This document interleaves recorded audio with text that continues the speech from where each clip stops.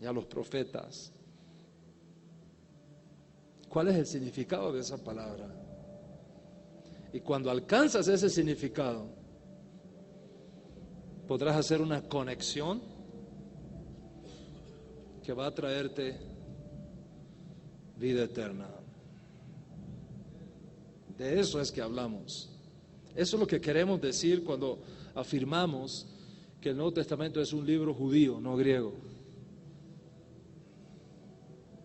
Si usted interpreta el texto griego del Nuevo Testamento teniendo en cuenta lo que la filosofía griega afirma de esos conceptos, usted se va a alejar 1000 años luz del pensamiento original de Yeshua y de los apóstoles. Tristemente, muchas veces esto es lo que más ha ocurrido.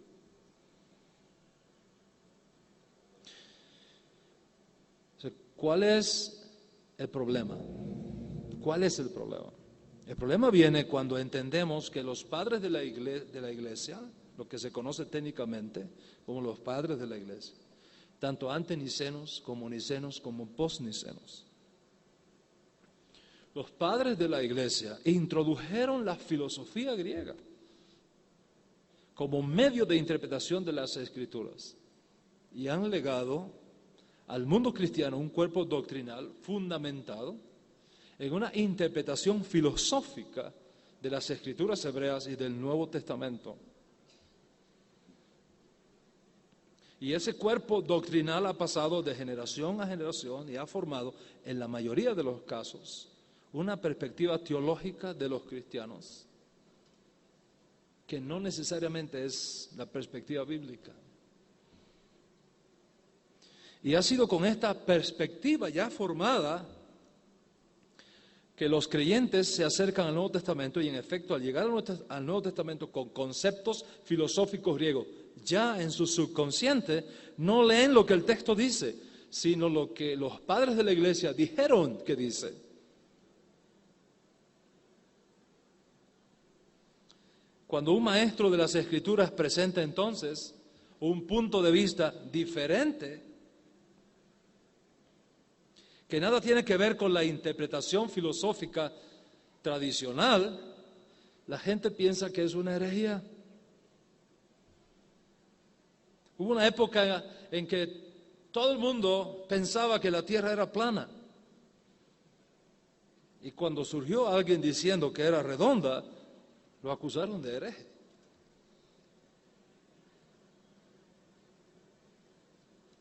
Y hay que tener mucho valor para enfrentarte a las mayorías. Cuando tú descubres que en ciertos conceptos están equivocados. Ustedes conocen la historia de Galileo Galilei. La tierra es el centro del universo, es el sol el que se mueve alrededor de ella. Y él dijo, no, están todos equivocados. Nosotros somos los que nos movemos alrededor del sol, no el sol alrededor de nosotros. Por poco lo queman, tuvo que retractarse, pero al final aquellas famosas palabras, pero se mueve.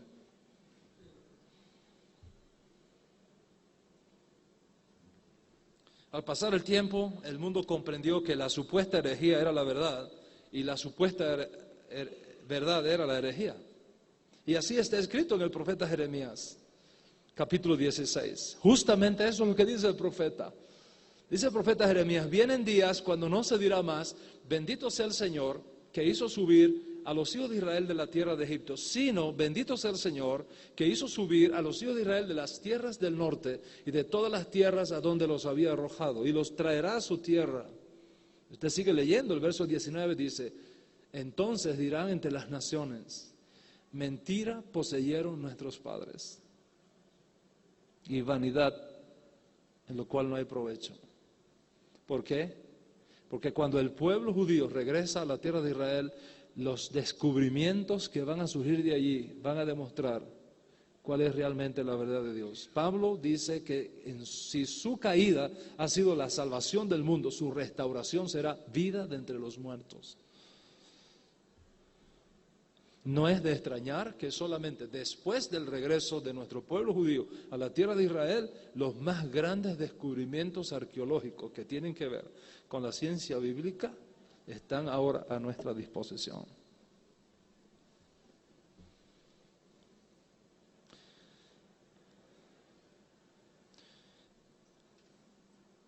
Y esto tenemos que reconocerlo. Hay una diferencia entre teología bíblica y teología cristiana.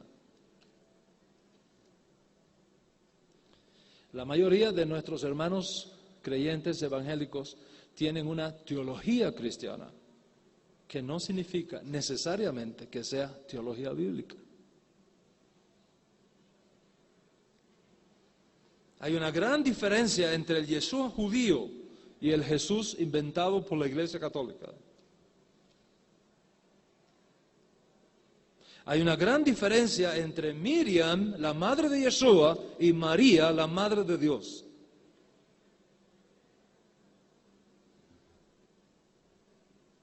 Una gran diferencia. Y esto es cierto no solamente en relación a las enseñanzas de Yeshua, sino en relación a las enseñanzas de sus apóstoles, es decir, las cartas apostólicas. Especialmente aquellas dirigidas originalmente a destinatarios no judíos.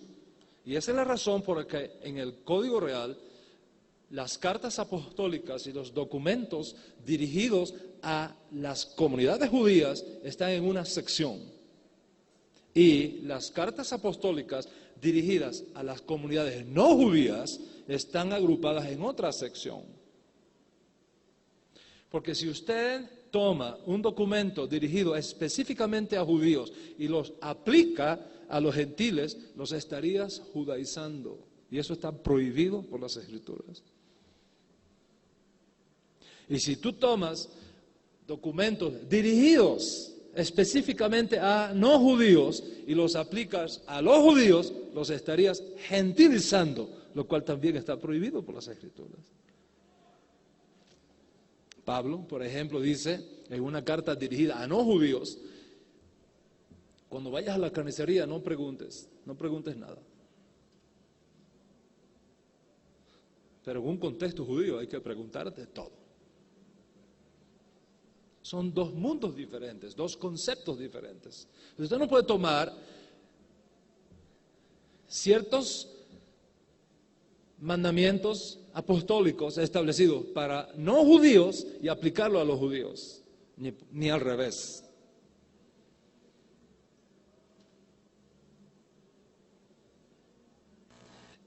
¿Qué vino primero? ¿La comunidad judía creyente en Yeshua o la comunidad no judía creyente en Yeshua? Históricamente hablando. Primero surgieron las comunidades judías.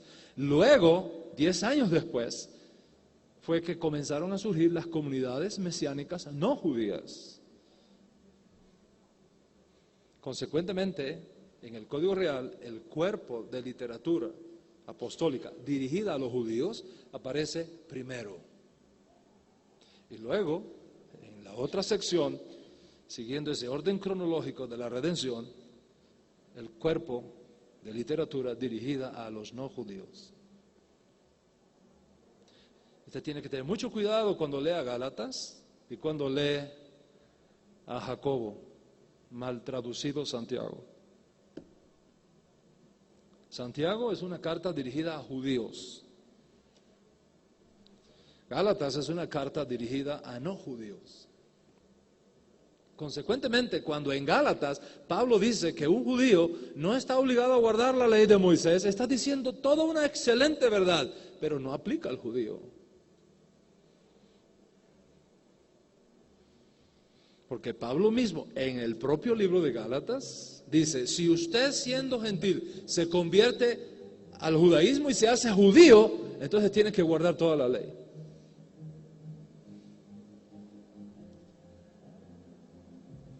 No tener en cuenta estos elementos tan básicos nos expone a interpretar mal las Escrituras. Y cuando nos acostumbramos a este tipo de interpretación y viene alguien y nos corrige, entonces lo acusamos de hereje.